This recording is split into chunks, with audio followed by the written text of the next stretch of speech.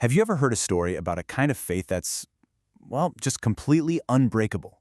Today, we're diving into the incredible life of Haridasa Thakura, a man whose spirit could not be shattered no matter what. He's known as the saint who could not be broken, and this is his story. And this quote right here from the man himself, it tells you everything you need to know. Just take a second to let that sink in. Even if my body is cut into millions of pieces, I will never give up chanting. I mean, can you imagine that level of conviction? This wasn't just a nice saying, this was the core of his entire being. And as we're about to see, it was a promise that was tested in the most brutal ways imaginable.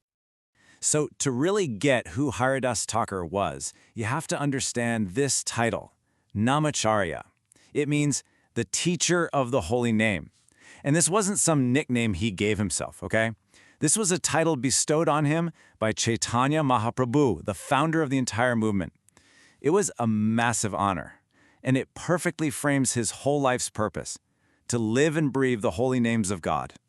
So, you're probably wondering, how does someone become this revered teacher?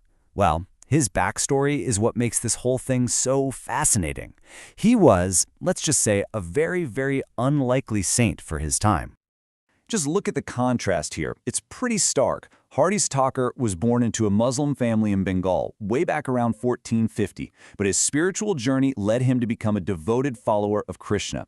Now you have to understand, in the 15th century Bengal Sultanate, this wasn't just a simple change of heart. This was considered a capital offense, and yet the very thing that put his life on the line is what would eventually inspire millions. And when we talk about his devotion, it wasn't a casual thing. Get a load of this number. 300,000. That's the number of times he would chant the holy names of God every single day.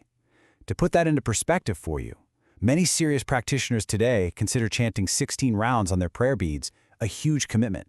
He was doing the equivalent of about 175 rounds. This wasn't just a ritual. It was a state of complete and constant immersion.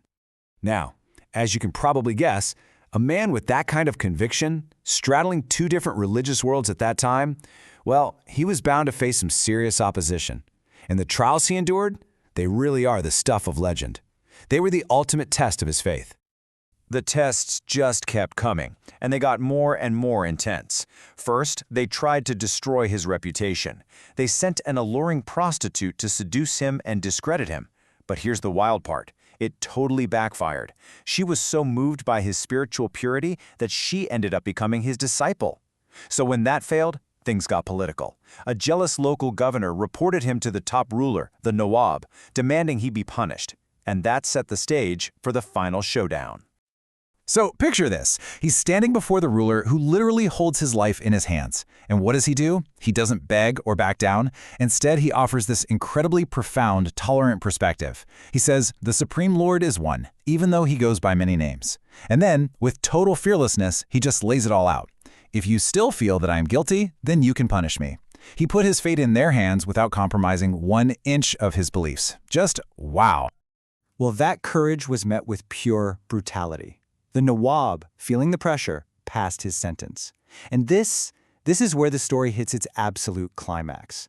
A public ordeal designed to do one of two things: break him or kill him. 22. Just let that number sink in. That's how many marketplaces he was sentenced to be publicly beaten in. This wasn't just a punishment. It was a spectacle. It was meant to make a terrifying example out of him for everyone to see. So they dragged him from one town square to the next, whipping him without mercy. But through all of that unimaginable pain and public humiliation, what was Haridasa Thakura doing? He just kept chanting. The very sound that he was being persecuted for became his only shelter. And then something absolutely unbelievable happened. The guards, the men who were ordered to beat him to death, they started collapsing from sheer exhaustion. But Haridasa Thakura, the man being beaten, showed no signs of distress at all. It was as if he was so deeply absorbed in his medication that the physical pain just couldn't touch him. But it gets even more incredible. Not only was he not in distress, he was actually praying for the very people who were torturing him. He was asking God, they do not know what they are doing, please protect them.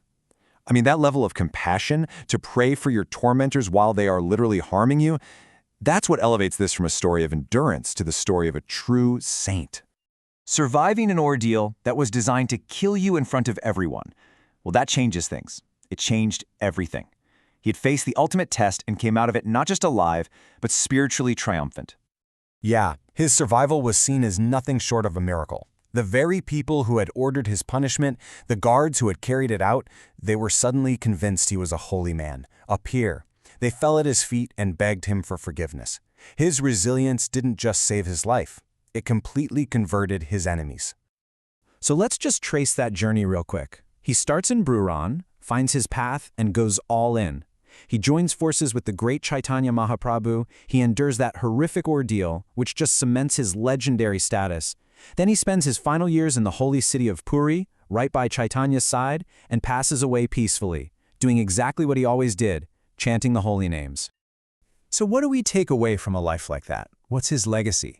It's a story of absolute, unwavering faith, for sure. It's a story of supreme compassion, even for your enemies. And through it all, he was incredibly humble, always seeing himself as the lowest of all. His life became the ultimate proof that true devotion comes from the heart, and it transcends your birth, your background, or your social status. The final incredible honor came after his passing. Chaitanya Mahaprabhu, who his followers believe was an incarnation of God himself, personally showed the depth of his love. He carried the body of Haridas, he danced in a great procession, he buried him with his own 2 hands, and then he gave him the ultimate praise, calling him the crest jewel of all devotees. You just can't get a higher honor than that. So we end on this question. Now, we're probably not going to face trials as extreme as Haridasa Thakura's, but his story really pushes us to ask ourselves, what can a story of such unwavering faith teach us about conviction and compassion in our own lives? It's a powerful legacy to reflect on.